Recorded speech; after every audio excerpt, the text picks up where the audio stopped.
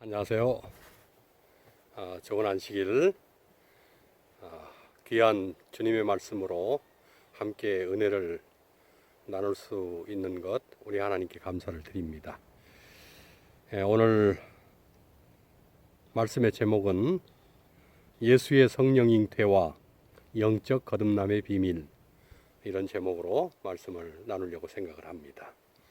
예수의 성령 잉태와 영적 거듭남의 비밀. 본문의 말씀으로 마태복음 1장 20절의 말씀을 선택을 했습니다. 신약 성경 2페이지입니다. 마태복음 1장 20절, 마태복음 1장 20절, 신약 성경 1페이지네요. 이 일을 생각할 때에 주의 사자가 현몽하여 가로되 다윗의 자손 요셉아, 내 아내 마리아 데려오기를 무서워 말라. 저에게 잉태된 자는 성령으로 된 것이라. 오늘 영적으로 거듭난다는 것이 무엇을 의미하는지에 대해서 함께 말씀을 나누려고 생각합니다. 사실 이 거듭나야 한다는 말을 제대로 이해하는 사람이 1%도 안 된다는 생각이 듭니다. 그래서 성령께서 우리를 어떻게 거듭나게 하시는지에 대한 그런 말씀을 제가 몇 차례 걸쳐서 좀 함께 나누려고 생각합니다. 오늘 제가 선택한 본문은 예수님의 잉태와 탄생의 기원이 어디에서 출발되었는지를 알려주는 성경 말씀입니다. 그리고 이 말씀을 통해서 우리는 우리의 영적인 잉태와 탄생도 어떠해야 하는지를 알게 되고 깨닫게 됩니다. 저는 오늘 본문의 말씀을 깊이 묵상하면서 예수님 잉태의 중요한 5가지 의미와 사실을 성서적으로 확인하게 됩니다. 첫째는 예수님의 잉태와 출생에는 인간의 그 어떤 것도 개입되지 않았다는 것입니다. 개입되지 않았을 뿐만 아니라 개입될 수도 없었습니다. 이 말은 예수님의 잉태는 오로지 성령 하나님의 신적 능력의 발현으로만 인간 마리아의 태 속에 생명으로 자리 잡게 되었다는 것입니다. 이 과정 속에 인간의 노력이나 개입이나 참여는 일체 있을 수가 없었습니다. 선지자 이사야는 예수님 탄생 약 700년 전에 이미 이 사실을 예언을 했습니다. 이사야 7장 14절에 그러므로 주께서 친히 징조로 너희에게 주실 것이라. 보라, 처녀가 잉태하여 아들을 낳을 것이요 그 이름을 임마누엘이라 하리라. 예수님의 탄생은 처녀 탄생, 동정녀의 탄생이라고 예언을 했습니다. 예언대로 예수님께서 성령으로 태동되는 과정에는 인간의 그 어떤 것도 다 배제가 되었습니다. 이것은 전적인 성령의 역사로만 거룩한 생명이 출발될 수 있었다는 것입니다. 거룩한 출생, 거룩한 생명의 출현은 오직 성령으로만 가능하다는 것을 우리는 이 사실 속에서 알게 되고 깨닫게 됩니다. 두 번째로, 생명의 근거가 없던 세상의 창조 사역에 성령께서 역사하셨듯이 예수 그리스도께서도 생명의 근거 없이 오직 성령으로 그 성육신이 시작되고 성령이 그 일을 주도하셨다는 것입니다. 창세기 1장 2절은 이렇게 기록을 합니다. 땅이 혼돈하고 공허하며 흑암이 깊음 위에 있고 하나님의 신은 수면에 운행하시니라. 천지가 창조되었을 때에 그 땅은 텅 비어 있었고 어두웠고 생명이라고는 일체 없었다고 했습니다. 여기 혼돈이라는 뜻의 어원인 카오스는 크게 벌린 입 또는 죽음이라는 뜻을 가지고 있습니다. 생명이 되는 것은 하나도 없는 무생의 공간만 있었다는 것입니다. 처음 세상은 아무것도 없었고 전적인 무의 상태였습니다. 그런데 그런 카오스의 세상에 성령께서 운행을 시작하심으로 창조 사역이 출발을 했습니다. 먼저 하나님의 성령께서 수면으로 운행을 시작하시고 그 다음에 하나님께서 빛이 있으라고 선언하심으로 창조가 이루어지기 시작을 했습니다. 하나님께서 처음 세상을 창조하실 때에 세상은 생명도 죄도 없는 상태였습니다. 죄 없는 상태에서 엿새 동안 죄 없는 생명의 출발이 성령의 사역으로 시작되었고 성령께서 그 생명의 스타트를 끊으신 것입니다. 동일하게 예수님의 잉태도 완전히 무의 상태에서 생명의 근거라고는 일체 없는 처녀의 자궁에서 성령으로 시작이 되었습니다. 그리고 예수님은 완벽하게 인성으로 신성을 두르시고 죄 없는 생명의 출발을 성령의 능력으로 스타트하신 것입니다. 세 번째로 성령으로 잉태된 사실과 출생은 인간의 생각으로는 도저히 이해될 수 없다는 것입니다. 예수님의 성령 배태는 인간의 생각과 논리로는 전혀 이해될 수도 설명될 수도 없는 이적 중의 이적입니다. 우리는 도대체 어떻게 그럴 수 있는지 알 수가 없습니다. 하지만 성경은 이렇게 말씀을 합니다. 누가복음 1장 34절로 35절입니다. 마리아가 천사에게 말하되 나는 사내를 알지 못하니 어찌 이 일이 있으리이까. 천사가 대답하여 가로되 성령이 내게 임하시고 지극히 높으신 이의 능력이 너를 덮으시리니 이러므로 나실 바 거룩한 자는 하나님의 아들이라 일컬으리라.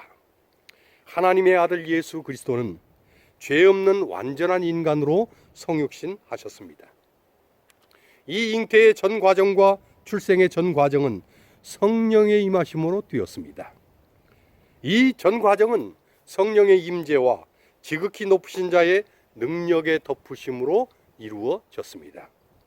우리는 이러한 일이 어떻게 어떤 내용으로 일어날 수 있는지 그 속을 전혀 알 수 없습니다. 그런데 성령의 일과 하나님의 역사는 자주 그 속을 알 수가 없습니다. 하나님께서 빛이 있으라 하시니 빛이 있었습니다. 하나님의 역사였습니다. 우리는 어떻게 그럴 수 있는지 알지 못합니다. 모세가 지팡이를 들자 홍해가 갈라졌습니다. 하나님의 역사였습니다. 우리는 어떻게 그럴 수 있는지 알지 못합니다. 여호수아가 여리고성을 돌자 그 난공불락의 성이 무너졌습니다. 성령의 역사였습니다. 우리는 어떻게 그럴 수 있는지 알지 못합니다. 엘리야가 응답하옵소서라고 기도하자 하늘에서 여호와의 불이 내려왔습니다. 불같은 성령의 역사였습니다. 우리는 어떻게 그럴 수 있는지 알지 못합니다.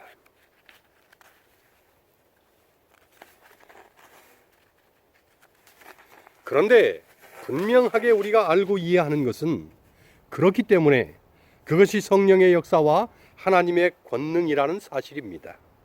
우리가 다 알고 이해하고 인간의 생각으로 그 모든 것을 들여다볼 수 있다면 굳이 성령의 역사와 하나님의 개입을 구할 필요도 없는 것입니다. 예수 그리스도의 잉태는 성령께서 하신 성령의 전적인 역사였고 그 사역을 통해서 거룩한 자 하나님의 아들이 이 땅에 오셨습니다. 네 번째는 거룩한 생명의 창조와 새롭게 하심이 성령의 사역이듯이 거룩한 예수 그리스도의 출생을 주도하신 분이 지면도 새롭게 하신다는 것입니다. 시편 104편 30절은 이렇게 말씀합니다. 주의 영을 보내어 저희를 창조하사 지면을 새롭게 하시나이다. 죄로 인해 하나님과 단절되고 배도와 배역을 향해 달려가는 이 세상을 위해서 예수께서 오셨습니다. 하나님은 예수 그리스도를 이 땅에 보내셔서 죄로 인해 하나님과 단절된 관계를 십자가로 복원하셨습니다. 그리고 또 다른 보혜사 성령을 보내셔서 지면을 새롭게 하십니다. 예수 그리스도의 거룩한 출생을 주관하신 성령께서는 지금도 재창조의 사역과 지면을 새롭게 하시는 사역을 위해 모든 권능을 부어 주십니다. 사실 하나님께서 인간이 되시는 일과 인간이 회개하고 재창조함을 받는 일 중 어떤 것이 더 어려운 일일까? 영원하신 하나님께서 인간으로 오셔서 죽는다는 것은 사실 있을 수 없는 일입니다. 우리는 어떻게 감히 하나님이 인간이 될 수 있는지를 전혀 이해할 수 없습니다. 그런데 그 이해할 수도 또 이해될 수도 없는 일을 성령께서 하신 것입니다. 그렇다면 성령께서 오셔서 인생을 재창조하시고 지면을 새롭게 하시는 일, 이것은 사실 성령께 일도 아니고 사역도 아닙니다.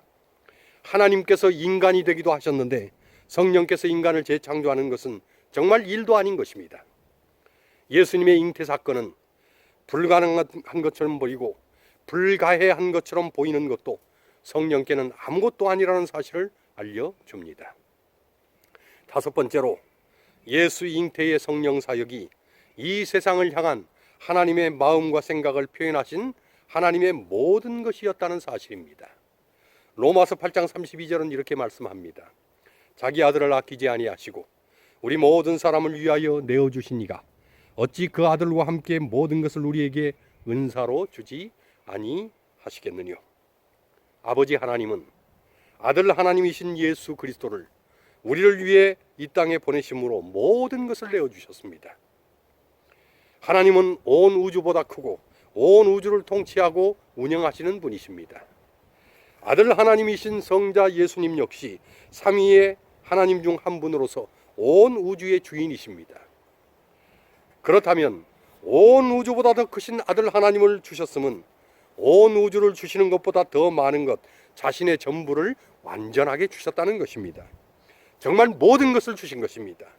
남김없이 주신 것입니다. 자신의 전부를, 자신의 모든 것을, 하나님 자신을 완전히 주셨다는 것이 우리를 향한 하나님의 진정된 마음인 것입니다.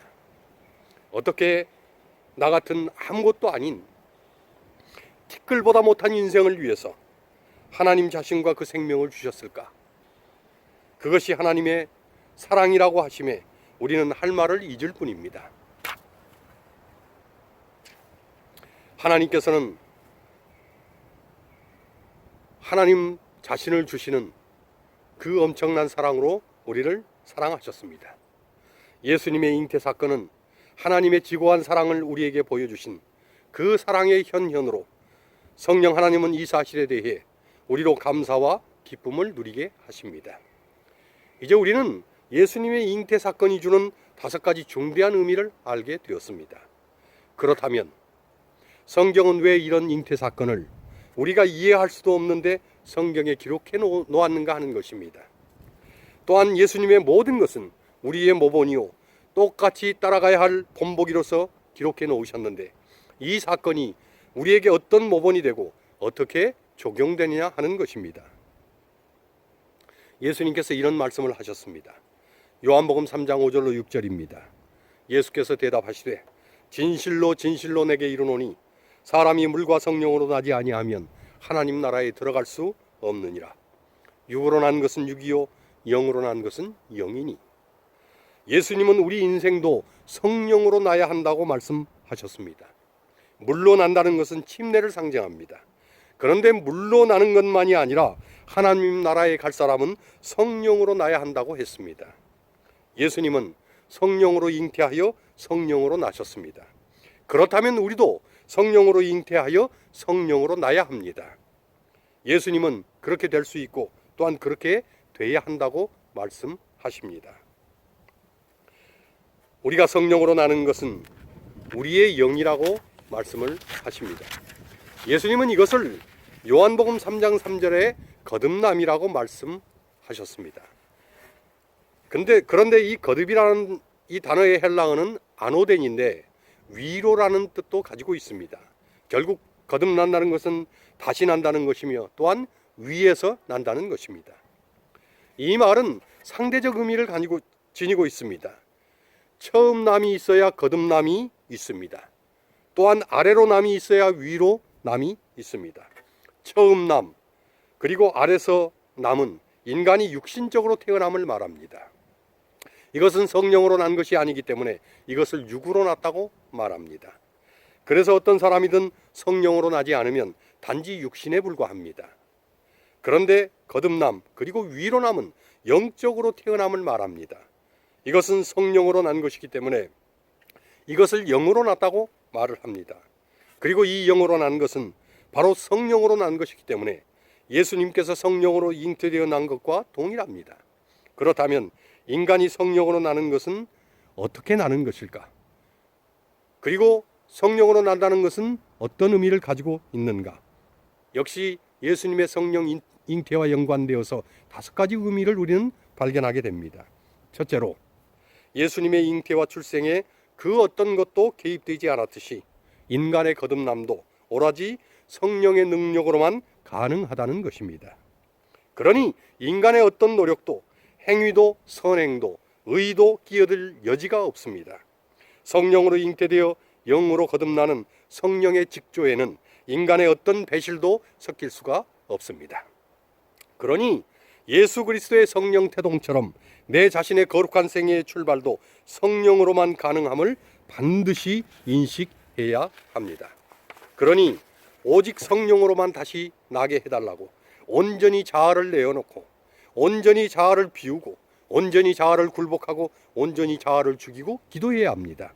그래야 성령으로 잉태되고 출생되는 그 영적 경험을 경험하게 됩니다. 이런 진정한 회심과 진정한 고백과 영적 거듭남에 대한 진정한 이해가 없이는 우리는 여전히 신앙을 하지만 육에 머물러 있거나 여전히 영과 육 사이에서 양다리를 걸치고 힘겨운 투쟁의 삶을 살 뿐입니다. 우리에게는 거룩한 출생, 성령으로의 출생이 반드시 있어야 합니다. 성령으로 다시 살려면 오직 성령으로만 나야 하며 그 어떤 것도 개입될 수 없습니다.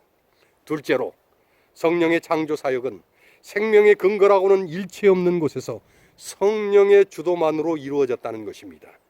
우리는 나 같은 죄인도 이렇게 흠과 점투성인 인생도 정말로 가망성이라고는 1%도 없는 인생도 변화가 가능한가라고 고민하고 낙담합니다. 그러나 성령의 역사는 나의 어떠함에 의해서 전혀 영향을 받지 않습니다. 성령께서는 처녀의 빈 자궁에서 예수의 생명을 출발시켰습니다. 동일하게 성령은 구원받을 근거라고는 1%도 없는 인생에게도 예수와 동일한 새 생명을 출발시키십니다. 그래서 성령이신 것입니다. 우리가 오직 성령께서만 그 일을 하신다고 고백하고 그 사실을 믿고 자아를 완전히 포기하면 성령은 무에서 유를 창조하시고 흙탕물 속에서도 꽃을 피워내시는 것입니다. 이것은 전적으로 하나님께서 하나님의 성령께서만 하시는 일입니다.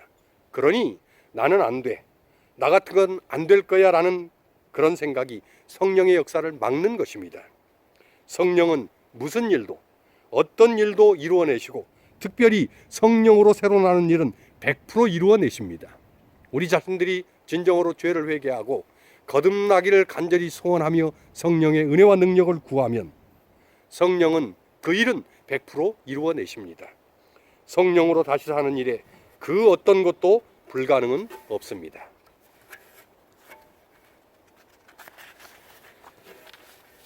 세 번째로 성령으로 거듭나는 일은 도저히 이해될 수 없지만 일어난다는 것입니다. 그래서 예수님의 성령 배태가 이적 중에 이적인 것처럼 죄인의 성령 재창조도 이적 중에 이적인 것입니다. 성령이 임하시고 지극히 높으신 이의 능력이 우리 자신을 덮으시면 그 어느 누구도 거듭나고 재창조되고 변화되고 새로 날 수 있습니다.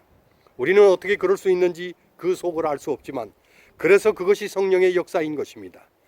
빛이 있으라시던 하나님께서, 홍해를 가르셨던 하나님께서, 여리고를 무너뜨린 성령께서, 갈멜산에 불을 내리신 성령께서 나를 성령께 맡기고 나를 드리기만 하면 우리를 바꾸는 것은 아무것도 아닙니다. 그래서 이것이 이적인 것입니다. 내가 내 일평생을 바쳐서 나를 바꾸어 보려고 죽을 힘을 써도 안 되던 일을 성령은 단번에 하실 수 있으십니다. 사람을 바꾸는 일이 성령 하나님의 전공이기 때문입니다. 무슨 일이든 그 일을 할 줄 아는 분, 그 일을 할 수 있는 분에게 맡기는 것이 상책이고 최선책입니다. 그런데 사람을 바꾸고 사람을 변화시키고 사람을 재창조하는 일을 할 줄 아는 분, 그것을 할 수 있는 분이 성령이신 것입니다. 그러니 성령께서 그런 이적을 행하시도록 나를 완전히 맡기면 되는 것입니다. 네 번째로 성령께서는 생명을 창조하시고 지면도 새롭게 하신 것처럼 나를 재창조하시고 나라고 하는 인생의 지면도 새롭게 하신다는 것입니다. 생각도 뜻도 마음도 의지도, 계획도, 꿈도, 영혼도 다 새롭게 하십니다.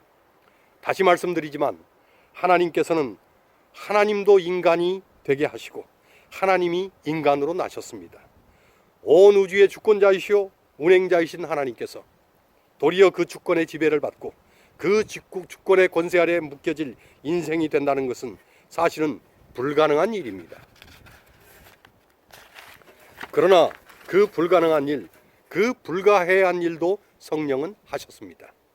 그런 성령께서 이 세상의 온 지면도 새롭게 하시는데 지구 온 지면의 한 점만도 못한 나 하나를 새롭게 하고 나를 바꾸시는 일, 이것은 사실 식은 죽 먹기보다 더 쉬운 일입니다. 그 어떤 일도 성령은 하시지만 특히 모든 것을 새롭게 하시는 일은 성령께서 100% 반드시 하십니다. 그러니 성령께서 내 인생의 지면을 새롭게 하실 수 있도록 성령의 역사를 구하면 됩니다. 성령께 100% 맡기면 되는 것입니다. 그러면 성령은 100% 바꾸십니다. 새롭게 하시고 재창조하시는 것입니다. 마지막 5번째로 성령은 인생을 새롭게 하시는 일과 생명 창조 사역을 하시는 것이 성령의 사랑 때문에 기쁨으로 하시는 사역이라는 것입니다. 로마서 8장 26절은 이렇게 말씀을 합니다. 이와 같이 성령도 우리 연약함을 도우시나니 우리가 마땅히 빌 바를 알지 못하나 오직 성령이 말할 수 없는 탄식으로 우리를 위하여 친히 간구하시느니라. 성령의 죄인 사랑은 하나님께서 당신의 전부를 주셨듯이 예수님께서도 당신의 전부를 주셨듯이 성령 하나님도 전부를 주시는 사랑을 하십니다. 성령께서는 우리의 새로남을 위해 안 하실 일도 없고 못 하실 일도 없으십니다. 성령께서는 우리 연약함을 돕기 위해서 안 주실 것도 없고 못 주실 것도 없으십니다. 여기 영감액을 가력 뽑은 기별 1권 16페이지에 있는 말씀을 하나 봅니다. 가력 뽑은 기별 1권 16페이지에 하나님의 백성들이 앞길의 모든 장애물을 제거해 버리므로 주님께서 시들어가는 교회와 뉘우침이 없는 신자들에게 성령을 부어주실 수 있도록 하는 것만큼 사단이 두려워하는 것은 아무것도 없다. 사단의 세력을 물리치는 것은 가능한 일이다. 하나님의 영을 위한 길이 예비될 때에 축복이 임할 것이다. 여기 시들어가는 교회라도 뉘우침이 없는 신자라도 모든 장애를 제거하고 하나님께 구하고 매달리면 성령을 부으신다고 약속을 하십니다. 하나님은, 예수님은, 그리고 성령 하나님은 자신의 능력을 못 주셔서 애가 타십니다. 우리를 목숨처럼 사랑하셔서 그런 것입니다. 이제 말씀을 마무리합니다. 지금은 거치는 돌을 길에서 제거해야 할 때입니다. 우리는 모든 장애물을 치워야 합니다.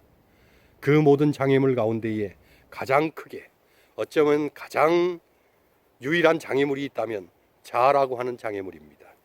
그리고 성령을 구하지 않고 성령을 믿지 못하는 불신입니다. 우리는 모든 죄를 자복하고 모든 죄를 버림으로 주님의 길을 예비해야 합니다. 이 세상과 육신과 마귀는 정복되어야만 합니다. 그러나 이 잔인하고 단호한 원수의 끊임없는 도전과 유혹에서 우리는 우리 자신을 보호할 수 없습니다. 오직 예수 그리스도의 능력을 힘입고 성령으로 옷 입어야만 모든 시련과 시험을 이길 수 있습니다. 고대 이스라엘 백성들처럼 몸에 베옷을 걸칠 것이 아니라 영혼에 깊은 겸비가 있어야 합니다. 끊임없이 기도하며 믿음을 가지고 하나님의 허락을 주장해야 합니다. 특별히 그 허락의 주장 가운데에 성령을 주심하고 약속하신 그 하나님의 약속과 그 허락을 주장하는 것은 가장 중대한 일이고 가장 중요한 일이고 가장 필요한 일입니다. 성령을 주신다고 하셨으면 꼭 성령을 주십니다.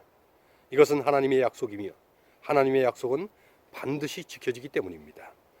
성령으로 거듭나야 하늘나라에 합당하다고 하셨으면 하늘나라를 주실 하나님께서 우리로 성령으로 반드시 거듭나게 하십니다. 그렇게 하시는 일이 하나님의 기쁨이고 예수님의 기쁨이고 성령의 기쁨인 것입니다. 예수님의 성령 잉태가 사실이듯이 오늘 내 영혼의 성령 잉태와 재창조도 사실임을 믿고 날마다 성령으로 다시 태어나며 매 순간 승리하면서 살아가기를 간절히 바랍니다. 그렇게 성령의 충만한 은혜로 매 순간을 살아가다가 영적으로 준비되어서 하늘로 입성하는 우리 모두가 되시게 되기를 예수님의 이름으로 간절히 축원합니다.